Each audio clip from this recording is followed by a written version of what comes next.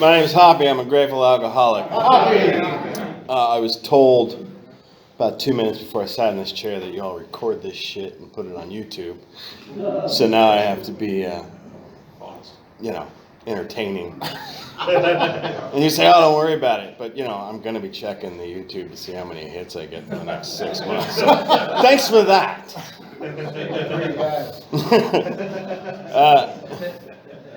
My sobriety date is January 31st, 2017, which means that if I can stay sober for another week, by the grace of my higher power, I'll be sober for 6 years. Yeah, all right. And to me, that's nothing short of a miracle. That's absolutely goddamn amazing. I have a sponsor. My sponsor has a sponsor, and I sponsor one man at least. And that keeps me sober. One day at a time. And so for the newcomers, I want to congratulate you on being here, Hazel and Gabriel. If you keep your butt in the seat long enough and find enough seats to keep your butt into, you're going to find somebody who's going to share your story. And when you find that person, go to them and ask him to have a cup of coffee with you. And more than likely, he'll change your life as someone changed mine in this program. Many people have changed my life in this program. I grew up in what I like to call a truck stop on the way to Big Bear called Running Springs, California. If you've ever been there, then you know there ain't a goddamn thing to do. But fuck around and drink and have sex. And I wasn't having a lot of sex, so. No, it hasn't. Truth be told, is though in high school, I dabbled with beer. I got drunk a few times, smoked a little pot, went to some concerts, but it wasn't really a part of my life. I didn't have that experience of like, oh, I have come to Jesus and I have found my elixir. I grew up in a fairly good home. My father was a firefighter. He was a provider. They're still married to this day and love each other. My grandfather was a violent alcoholic who fought for the Germans during World War II and had some horrible demons. He terrorized me and my mother quite a bit when my father was away. And I didn't realize how much that affected me until I got to rehab. But it installed some fear in my life from a very early age, fear of people. And that the world was bad and it was just really out to get me.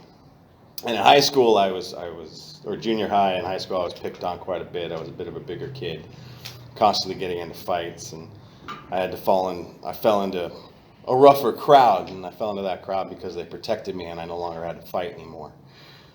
And then my senior year, the last week of the senior year, they had one of those parties that, end of the year festivals or whatnot. And a fight broke out between my friends and the athletes, and by the end of it, my best friend was hit once in the temple and has brain damage and lives in basically a comatose. He's not comatose, but he has can't walk, can only use his left hand, can't talk, and talks through a computer to this day. And I left high school with that made it absolutely for sure that the world was bad and it was out to get me. And that'll be on the recording. That's good.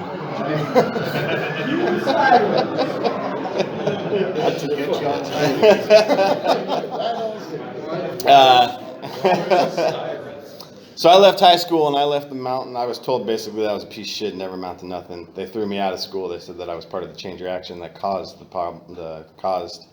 the injury to my friend. I left school with fingers up, and I started to create an alter ego.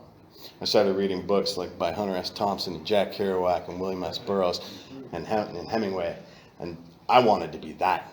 They had it all figured out, right? I'm not an advocate of sex, drugs, and alcohol, but it worked for me, and it did for a long time. I didn't care who I hurt. I didn't care who was in my way. I would run you right over. I used people, and women, and drugs, and alcohol to fulfill my ego and make me feel better than anybody else in the world, and that I deserved more than anybody else in the world. And like I said, it worked, and it worked for a long time. I went to college. I got my degree in film. I got my dream job. I met a wonderful woman. I got the house in Sierra Madre. I was driving a BMW. What more could a guy want? But by the time I was 36 years old, my friends had stopped drinking and going to the bars and were having kids. And then I had a kid, and I didn't stop drinking. And I went into hiding because my wife wanted me to calm down the drinking. And so I would drink before work, I would drink on my way to work, I would drink at work, I would drink after work, and then I would drink when my wife went to bed. And I realized one night while I was pouring a pint of Jameson into a fifth of Jameson that maybe I have a problem with this thing called alcohol. But I didn't listen to myself. I saw all the signs, stashing bottles in my golf bag, stashing bottles under the seat of my car. And every night I'd go to bed. It's the same old story. I'd go to bed saying, I'm not going to do this again tomorrow. And first thing in the morning, I'll be right back at it. I was a danger to me, to my family, and to other human beings on the road for sure. But I never had consequences. I'm one of those people in the book that did not hit such a great rock bottom, and my rock bottom had to be brought up to me. And I'm a true believer that the rock bottom is where you stop digging. My body started to get sick. I would have the horrible shakes. It all really, once my son was born, it was about a year where my alcoholism went from here to here really quickly. And my body started not being able to handle it anymore, and I was shaking, and I couldn't eat when I woke up in the morning until I'd put a pint of Jameson in my stomach. I started forgetting meetings that I was having. I was having blackouts at work. Couldn't focus on anything. I couldn't remember anything my wife had told me. And yet I was somehow getting away with it. Like, nobody told me, hey, you need to stop drinking, Hoppy. Nobody said, you got a problem, Hoppy. And I don't know how that went on, and some would say, oh, people knew. But the fact of the matter is when I finally did come to my wife and say, I've got a problem, I need help, she was blown away. She was shocked. She didn't know how bad it had gotten. She thought that I was actually curbed my drinking. But that was because I was just completely in hiding. And one night, the night that I came home to my wife, I was supposed to go to rehab, or not rehab, I was supposed to go to therapy, because I thought therapy was going to be the solution to all my problems. And I found a therapist who was really good at signing my bullshit. Like, she was really good at telling me how wonderful a person I was. And I didn't tell her that I had a drinking problem. I just walked in there drunk and lied to her on a weekly basis. And I was supposed to go there this one Tuesday night, or it was a Wednesday night, or whatever it was, and I got drunk at work, drinking Knob Creek out of a gallon bottle, and then would refill the bottle the next morning. It was absolutely insane. And I left work to go to this therapy appointment, and I woke up in an AA meeting in South Pasadena in some church. And the truth is, I've never been able to find that meeting again. I don't know where it was. I don't know when it was. I've been to meetings in South Pasadena, but that wasn't it. I can't find them. But I woke up, and I remember sitting in the back, and I looked up, and I was like, where the fuck am I? And I realized, I'm like, holy shit, I'm in an AA meeting. And I remember I wrote this list of things to help me quit drinking, and I put it on my window, on my mirror when I would shave in the morning. And on the top of the list, it said, I don't want to go to AA.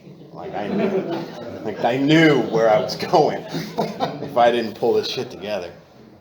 And I remember this guy, he saw me crying. I started bawling because I was like, this is insane. I don't know where I am. And pulls me aside, and I mean, out of all honesty, man, it was not my first good experience, and my good first experience in alcohol. This guy was a fucking nutcase, man. He pulled me aside and had Birkenstocks on and his disgusting toenails, and he was telling me how he was going to save my life, and I was like, fuck this, man. I got to get out of here. But I knew that I don't know why I knew, but I knew there was nowhere else to go. There was nowhere else to go. So I went back and I started going, Tuesday nights to St. Barnabas, and I would find meetings around my house. And I started getting into it, but I couldn't stay sober. I couldn't stay sober for 30 days. I would get like 28 days and I'd get drunk. I couldn't get a chip. Like every time I was about to get a chip, I'd get fucking drunk. And then September 15th, 2015, I got drunk again. I came home, bumbling, slurring to my wife. And the next morning, she called me out. She's like, "You were shit-faced again. Get back on the wagon." And by the time I got to work, I was drunk again. I drank an entire pint and bought another one before I got into the parking lot at work. And I was sitting in the parking lot at work, and I was thinking, I don't want to do this anymore. I want to die. And so I got an idea. I made a plan. I was going to buy a bottle of my favorite whiskey. I was going to drive to my hometown to a tree that I used to make out with girls with under, and I was going to hang myself from that tree. And I threw the cigarette out my window. I rolled up my window, and the window of my BMW rolled up and then slammed down into the door, right? And it had happened on the passenger side, so I knew this thing was going to cost $550 to fix, and I flipped the fuck out. I was like, "God damn it, how could you do this to me? This stupid window's going to cost me fucking so much goddamn money." And then it dawned on me, the hell do you care about the window for? You're about to fucking kill yourself. I